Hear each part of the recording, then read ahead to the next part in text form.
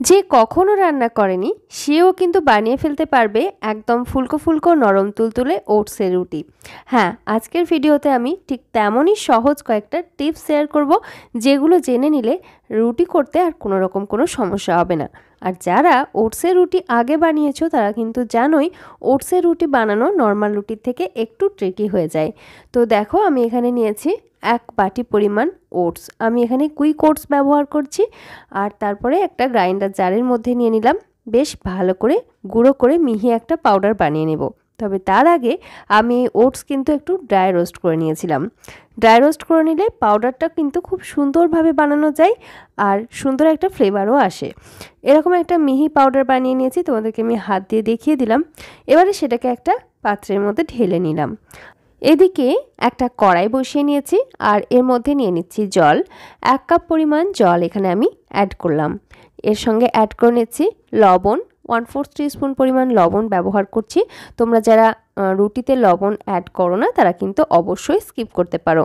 1/4 teaspoon পরিমাণ দেশি ঘি অ্যাড করলাম। এই ঘি অ্যাড করার ফলে রুটির টেস্ট যেমন ভালো হয়, ঠিক সেরকমভাবে রুটিগুলো কিন্তু নরম তুলতুলে থাকে। এইবারে আমরা যে ওটসের পাউডার বানিয়ে নিয়েছিলাম সেখান থেকে 1 কাপ পরিমাণ পাউডার আমি কিন্তু মাপ করে নিয়ে নিচ্ছি। 1 কাপ জল এবং 1 কাপ ওটসের আটা বা ওটস পাউডার আমরা কিন্তু ব্যবহার করছি।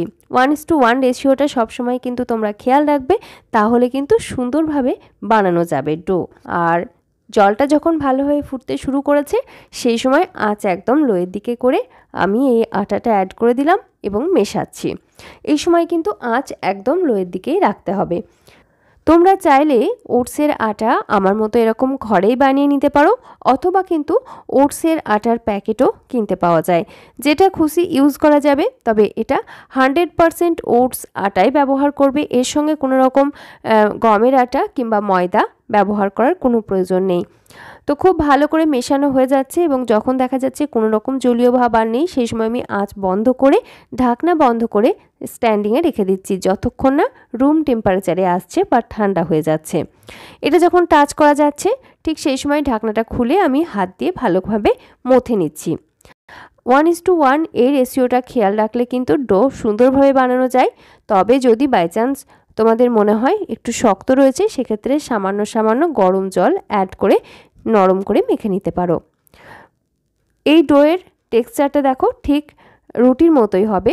রুটি তৈরির জন্য যেমন ধরনের আটা মাখা হয় ঠিক সেরকম, খুব বেশি নরম না বা খুব বেশি শক্তও না, সেরকম করে ডো বানিয়ে নেবে এবং সেখান থেকে আমি মাঝারি মাপের সাইজের লেচি গোল গোল করে তৈরি করে নিচ্ছি।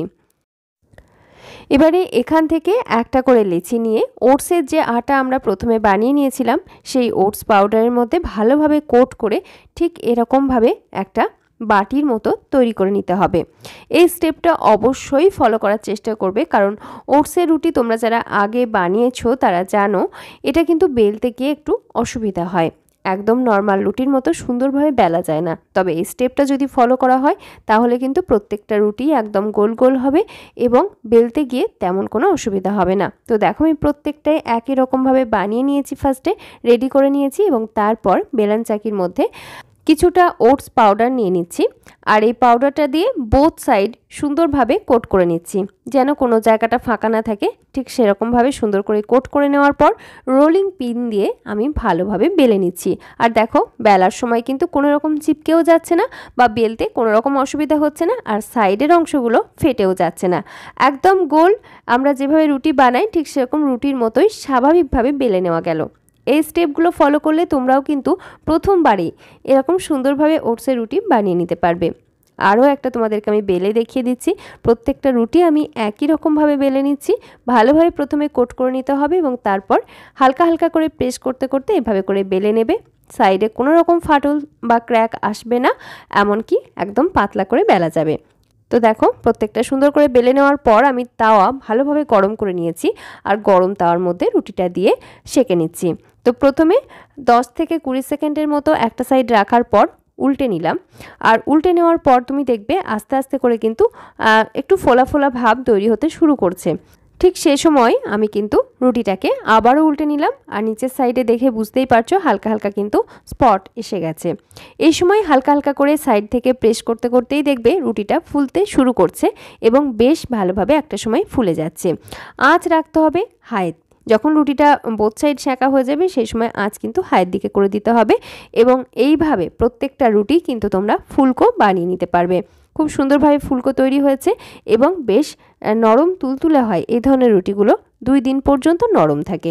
তোমরা যারা ওয়েট লস জার্নির মধ্যে রয়েছো তাদের জন্য তো এটা ভীষণ হেলদি বা ভীষণ হেল্পফুল একটা ফুড অপশন, ডিনারের জন্য, ব্রেকফাস্টের জন্য, এমনকি লাঞ্চ বক্সের জন্য।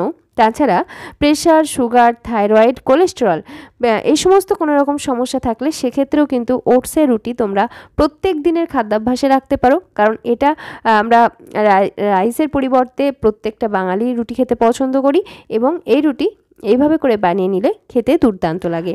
আশা করছি আমার বলা বা দেখানোর প্রত্যেকটা টিপস তোমরা যদি ফলো করো তোমরাও একদম পারফেক্টভাবে ওটসের রুটি বানিয়ে ফেলতে পারবে নিজের হাতেই। আরও একটা তোমাদেরকে আমি সেঁকে দেখাচ্ছি। তো এটাও দেখো খুব সুন্দরভাবে ফুলকো তৈরি হচ্ছে, এবং আস্তে আস্তে করে এরকম প্রেস করতে থাকবে, তাহলেই কিন্তু পুরো রুটিটাই ফুলকো তৈরি হবে। একই রকমভাবে সবগুলো রুটি আমি বানিয়ে নিয়েছি। আর এই ভীষণ স্বাস্থ্যকর ওটসের রুটির সঙ্গে খাওয়ার জন্য একটা ওয়েট লস ডায়েট রেসিপি আমি রেখেছি। সেটা কি জানতে হলে অবশ্যই ভিডিওটি শেষ পর্যন্ত দেখতে হবে। তো তার আগে দেখে নেওয়া যাক রুটিগুলো কতটা নরম তুলতুলে হয়েছে, দেখে বুঝতেই পারছো। আর এরকমই যদি নর্মাল রুম টেম্পারেচারে রুটিগুলো রেখে দেওয়া হয় তাহলে পরদিন সকালবেলাতেও দেখবে একদম ফ্রেশ রয়েছে, নরম রয়েছে, আর 2 দিন ধরে এরকমই নরম তুলতুলে থাকে। একবার অবশ্যই বানিয়ে দেখো, তাহলেই বুঝবে আমার কথাগুলো কতটা সত্যি।